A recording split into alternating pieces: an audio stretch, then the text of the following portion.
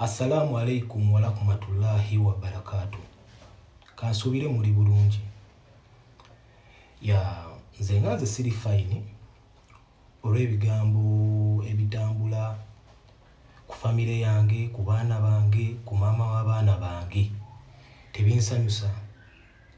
Era omutima mbadde nga sisula bulungi, omutima gugenda kwabika.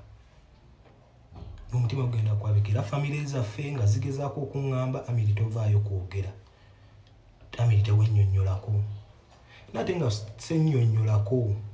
Bwe mba sennyonnyoddeeko. Family yange bagiteeka wansi. Nange nze kennyini banteeka wansi. Simanyi biruubirirwa byabwe ki. Simanyi. Ensongera ddala esooka ensonga.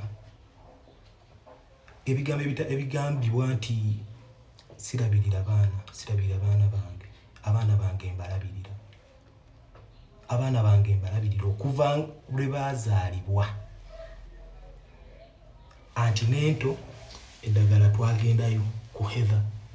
Twalina mu COVID. Twalinywera ku Malukomu.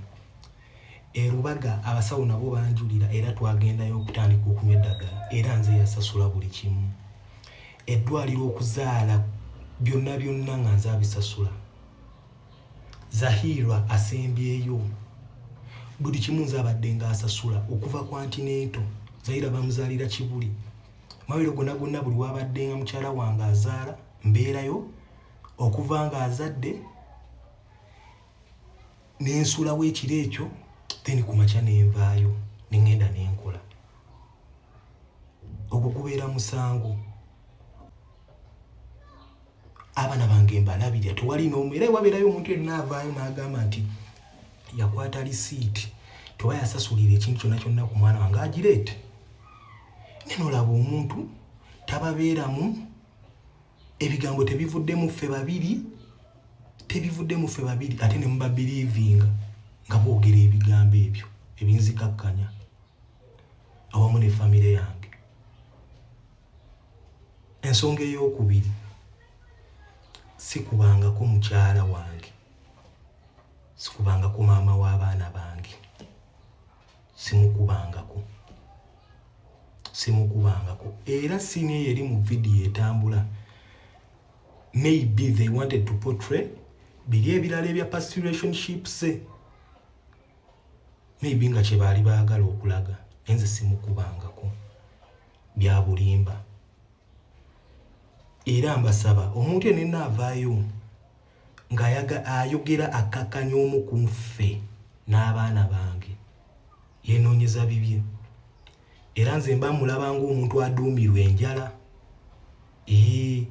Abasinga babavujjayo nga boogera abo baduumirwa njala. Balirabanga ekkubo mwe bayinza okufuna ekyokulya. Okitege naye kati ogenda kujja okakkanye nze, okakkanye maama w'abaana bange.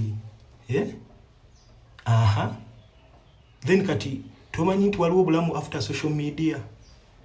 Esaawa yonna tusobola osisinkana oba mpate oba kuziika oba dduwa ne tusinkana ne famire yange. Naye olina ajja n'ayogera ng'alaga there is no life after this. Omutima gunnuma. Mama w'abaana bange Rebecca, okimanyi I loved you. Ate naawe wanjagala. Ffenna tweyagala. Buli omu yayagala munne nga n'abali waka baakirabanga. Buli omu yayagala munne naye bano abantu bano ba third parties abo be bajja nga boogerera. Kwanze nali nsirise. Nintandikawo bulungi nnyo omulimu gwange, nintandikawo restaurant yange, emirimu gyange gitambula, obuvunaanyizibwa bwange mbuteekinga. Simanyi kati lwaki nze omuntu asirise sivanga yadde okwogera ekintu kyonna. Simanyi lwaki kati ate bwe baagala okunsojjasojja. Baagala kunnyonoonera bulamu. Siina nze buzibu na famire yange bonna. Yadde obutakkanya bubeerawo naye tulowooze ku baana.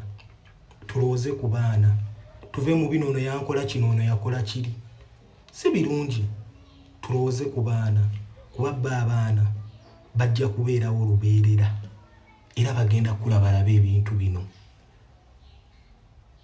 era baana bange nze nkyogera wano mu kamera maama wammwe namwagala era naye yanjagala ensobi za buntu kyonna kyonna kyembanga namusobya ansonyiwe kuba nange era kyonna kyonna kyabanga yansobya namusonyiwa ku mutima era akimanyi nze nsiiba nkimugamba n'omwaka guno egwali gutandika nayogera naye ne mugamba nkwagaliza kubeera bulungi kyokka sikwagaliza kintu kyonna kibi akimanyi asobola obbajjirayo message n'azibalaga nga twogera nakimugamba nkwagaliza birungi buli kimu kyokola ennyimba zo zivuge buli wamu konsati yo okoleyo ne konsati abantu bajje bamuwagire era nsaba buwagizi bwammwe mumuwagire mu buli kimu kyakola maama w'abaana bange Rebecca mumuwagire nange mumpagire Mungu fenna atuwa obugabirizi tusobole okubeezaawo abaana baffe ensonga ezisigadde zonna zaffe aba babiri era nze sikiwagira zibeere mu media mbasaba ekintu kimu mikwano gyaffe oba mwenna abatwagala kutusabira ate saagala kubeereko ttiimu nti oba ttiimu gundi ya ffenna mutwagale tewali mubi ate nobody is perfect ya mwebale kumpuliriza basabira birungi Mungu abaye buli omu kyasinga okwagala Allahumma amina. Assalamu alaikum wa rahmatullahi wa barakatuh.